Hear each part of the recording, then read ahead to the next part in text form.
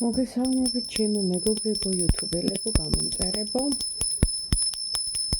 გისურვებთ ყოველივე კარგს, საუკეთესოს და იმედია კარგად ხართ. ეხლა თქვენ აქტუალურ კითხვებზე, დაგროვდა რაღაც კითხვები და ვაპირებ ესე გავშალო, რაც უფრო მეტად გაინტერესებთ, რა კითხვებსაც მწერთ და რაც გინდათ, თემა გასაგებია რომ პირადი გინდათ, მაგრამ აი მაგ კითხვებს გავშლი. ახლა პირველი იქნება როგორ ცხოვრობს ეს ადამიანი თქვენს გარეშე, ვინც უკონტაქტოები ხართ. აი ესეთი კითხვა იქნება, ჩაიფიქრეთ ადამიანი და სპონტანურად გავიგოთ ესეთი ენერგო საინფორმაციო ველიდან, გამოვიტანოთ ამ სივრციდან ინფორმაცია, როგორ ცხოვრობს ეს ადამიანი თქვენს გარეშე. იმ პერიოდიდან, როცა აღარ ეკონტაქტებით, შეიძლება ასეთ ფორმულირება გავუკეთოთ, როგორ ცხოვრობს ეს ადამიანი, ვინც არ უნდა იყოს ის, როგორ ცხოვრობს თქვენს გარეშე. ნახეთ, აი როგორ ცხოვრობს. ჯერ ერთი ეს ადამიანი აბსოლუტურად ჩარგულია თავის მუშაობაში. შეიძლება მასტერია, შეიძლება ხელოსანია, შეიძლება ხელით რაღაცას აკეთებს. ყოველ შემთხვევაში ფიზიკური მოქმედება ჩანს. შეიძლება ბიზნესმენიც არის, მაგრამ ყოველ შემთხვევაში ხა ჩვენ ხო კითხულობთ სიმბოლოებს და ამით ვიგებთ პასუხს სამყაროსგან. ვარიანტები სხვადასხვა თქვენ მოარგეთ. სულ მთლიანად გადაშვებულია საქმეში, საქმიანობაში. ეს არის პრობლემებიდან თავის აცილება, ადამიანი რომელიც დაუგროვდა, ნახეთ, თქვენსკენ მოსაბრუნებელი გზა ფაქტიურად ჩაკეტილია. ვერ ბრუნდება, არ ვიცი ხა რა ქნა, რა გააკეთა, რა მოიმოქმედა, მაგრამ ჩაეკეტა გზა და იცილებს ფიქრებს თქვენზე. ის რომ ეძალება ფიქრები, შეიძლება ის რომ თქვათ დამნაშავე არასწორად მოიქცა. არ უნდა ამის გაგება, გესმის? და მესამე, მოწყვეტილია სოციუმს, თავში ჩაკეტილი, განდეგილი, ხა აქ ეს არ არის უმაღლესი მასტერი და ეს არ არის ქურუმი, ხო? ეს არ არის ბრძენი და თქვათ მოხუცებული. აქ გვესაუბრება სამყარო მის ასე ვთქვათ, მარტოობაზე, მარტოსულობაზე, ჩაკეტილობაზე, სოციუმს მოწყვეტილობაზე და ასე შემდეგ, ხო? ეს პირველი კითხვა. თუ რეზონირდა, მომწერეთ. ეხლა გავშალოთ მეორე კითხვა. თქვენთან ერთად, ხო? ეხლა ესეთი კითხვა იყო, თუ ყავს ვინმე ჩემს გარდაო, თქვენს გარდა, ხო, ამ შემთხვევაში. თქვენგან მოდის ეს კითხვები, თუ ყავს ვინმე, თუნდაც საფლირტაოთ, რომ ემესიჯებიან ერთმანეთს, ხო, თქვენს გარდა, თუ ეფლირტავება, ემესიჯება, თუნდაც სოციქსელებიდან და არა ფიზიკურად, ვინმეს თქვენს გარდა. ჩაიფიქრეთ ეს ადამიანი. ვითომ, თქვენ ხართ ეხლა ჩემთან პირად კონსულტაციაზე მოსულები. ამ ადამიანს სახელი თქვით თქვენს გულში, თუ ყავს ვინმე თქვენს გარდა, თუ ეფლირტავება თქვენს გარდა ვინმე სხვას. ეხლა ვინც ამ ვიდეოს უყურებს.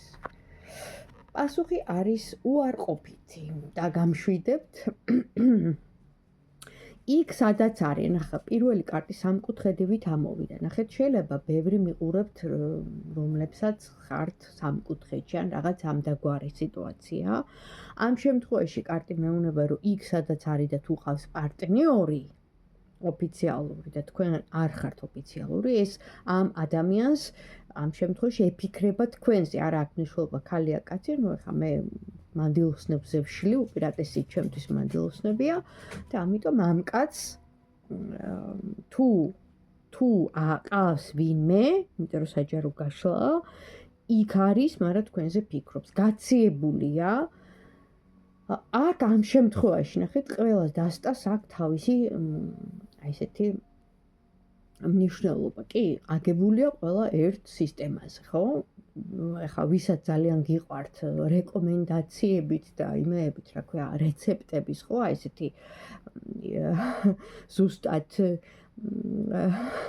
ერთი ერთში ხო ყველაფრის გაკეთება, აი რეცეპტში ესე წერია, 2 კოვზი უნდა იყოს, არა, სამი არ შეიძლება, 2 უნდა იყოს, ანუ აი ესეთ სიტუაციებზე ხო, ანუ ყველა დასტას აქვს სხვადასხვა, იმიტომ რომ მისი შემქმნელები ხო, ეზოთერიკოსები, ის ადამიანები, ვინც ფლობენ ამ ცოდნას ხო, არიან დაკავშირებული სამყაროსთან და ინსპირაციით, შთაგონებით და ასე შემდეგ ყველამ სათავისოდ მოარგო, მიუხედავად იმისა, რომ აზრი ერთია, ხო?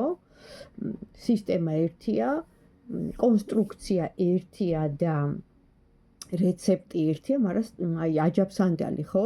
რეცეპტი ერთია, მაგრამ ყველა სხვადასხვანაირად აკეთებს. ხო ესია, მაინც გემრიელი გამოდის, მაგრამ აი ესე არის დასტევით, ანუ ყველას აქვს თავისი ნიუანსები, გაშიფვრის, ნახეთ? და აქაც მთვარე, მიუხედავად იმისა, რომ აქ, ჩვენ ვიცით, ხო, მთვარე რაც არის და იდუმალებით მოცული და ზოგჯერ, ისტერიულიც არის ბევრ შემთხვევაში, ანუ ლუციდურთან არის კავშირში, ნახე, ადამიანი, რომელიც არ არის ფხიზელი. აი, ესეთ ტიპაჟთან მე პირადად ჩემი გამოცდილებიდან გამომდინარე, შემიძლია შევადარო ეს მთვარის, მაგრამ ამ შემთხვევაში, ნახე, ჩუმად ფიქრობს, ნახეთ, ჩუმად ახსენდებით თქვენ, ანუ როდის სიბნელეში, სიჩუმეში, მარტოობაში გაციებულია, მაგრამ ხედავს თქვენს ხატს, თქვენს სახეს, თქვენს სხეულს, ნახე? ნახე როგორი მთვარია? ირეკლავს თან და ამოვიდა ტრანსფორმაციის ამ შემთხვევაში აი ესეთი კარტი, რაც ნიშნავს, რომ დიდი დარტყმა აქვს მიღებული პირადში. და თუ ვინმეს, ეხა ვინც მიყურებს და ამ ადამიანს ყავს, ხო? პარტნიორი, უეჭველი თქვენზე ფიქრობს, გაციებულია მასთან ურთიერთობა და თქვენ ელანდებით და ეს დაფარულია იდუმალია და დიდი დარტყმა აქვს, ამიტომ დარდობს, თუ არ ყავს არავინ, მაინც ნახეთ, მაინც თქვენზე ფიქრი ამოსდის. იმ ყველაფრის და მიუხედავად და აქ რა თქმა უნდა არავინ არ არის სხვა, ვისაც ეს კაცი ან ეფლირტავება, ან ემესიჯება, ამისთვის არ ცალია. ნახე რამხელა ტრანსფორმაცია აქვს. ეხლა რატო აქვს ამხელა დარტყმა, ამხელა ტრანსფორმაცია, ამხელა დარდი, ეს უკვე არ პირადი გაშლა დეტალებში, ხო? ამას გვეუბნება კარტი, მაგრამ ასე საჯაროდ ეხა ვარიანტები ბევრია, კარტმა უნდა იცოდეს სახელი, რომ ზუსტად გითხრას ამ ადამიანის სიტუაცია, აგვიხსნას თავის სიმბოლოებით. ეხლა მესამე კითხვა იქნება ასეთი. არა, ცუც არ ვიტყვი, რა თქმა უნდა, რომ იქ ისეთები მომწერეს. თუ აპირებს ეს ადამიანი თქვენთან კონტაქტზე გამოსვლას, იმიტომ რომ ეს ძალიან ხშირი შეკითხვაა, დაკავშირებას რამენაირად თქვენთან დაკავშირებათ ეს ადამიანი, ეხლა ვინც თქვენ გაინტერესებთ, თუ აპირებს. ახლო მომავალში, ხო, ახლო მომავალი მოიაზრება 1 თვის განმავლობაში. თუ აპირებს. ნახეთ, 1 თვე მაინც ჭირდება, ანუ 1 თვე ხო ვთქვი? 1 თვე ჭირდება, იმიტომ რომ თავის შიშებთან, თავის კომპლექსებთან, თავის ემოციებთან, თავის თავთან მარტო, ანუ გადახარშვა ჭირდება, ნახე, ამ სიტუაციების დანახვა, შეგრძნება, ყველა სხვა რა აქვს იმის აღქმის საშუალება, ყველა სხვა რძალუც, ყველაფერი აი ესე რეალურად აღიქვას და რეალურად გააკეთოს. არა, ამიტომ 1 თვის შემდეგ ისე დატრიალდება და დაიწყება ახალი დასაწყისი, ამბობს კარტი. ანუ ელოდეთ. 1 თვის შემდეგ იქნება ახალი დასაწყისი.